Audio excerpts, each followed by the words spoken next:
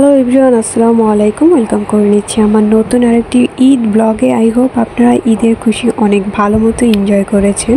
অনেকেই আমার কাছে জিজ্ঞেস করেন যে আপু, ঈদের ড্রেসের ডিজাইন দেখতে চাই। এখনও যারা ঈদের ড্রেস বানাননি বা কী ধরনের কাপড় বা কোন কালারের সাথে কোন কালার আপনারা ম্যাচিং করে ঈদের ড্রেস মেক করতে চান, তারা আমাকে SMS করেন।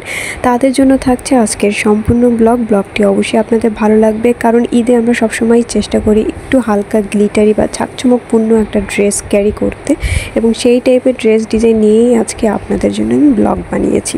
প্রতিটা কালার কম্বিনেশন দেখুন কতটা সুন্দর, একটার সাথে অন্যটার সাথে আপনারা কম্পেয়ার করলেই বুঝতে পারবেন যে কতটা এলিগেন্ট এবং গর্জিয়াস ড্রেসগুলো আপনারা আজকে দেখতে পাচ্ছেন। আপনারা যারা এখনও ঈদের ড্রেস বানাননি, তারা কিন্তু এখান থেকে যে কোনো একটা ডিজাইন আপনারা কালেক্ট করে নিতে পারেন।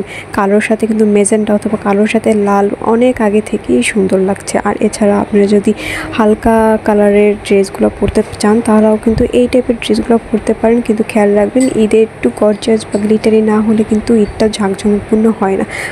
আর যেহেতু এটা কুরবানির ঈদ, আমরা ঈদের দিন অনেক ব্যস্ত থাকি। দেখা যায় যে মোস্ট অফ দি টাইম আমরা ঈদের পর দিন একটু বাইরে বের হই আড্ডা দিতে।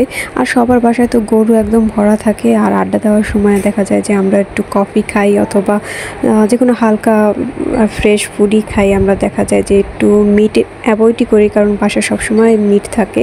এই জন্য আপনারা এই টাইপের ড্রেস পরে আপনারা যে কোনো কফি শপে যেতে পারেন অথবা রেস্টুরেন্টে গিয়ে আড্ডা দিতে পারেন।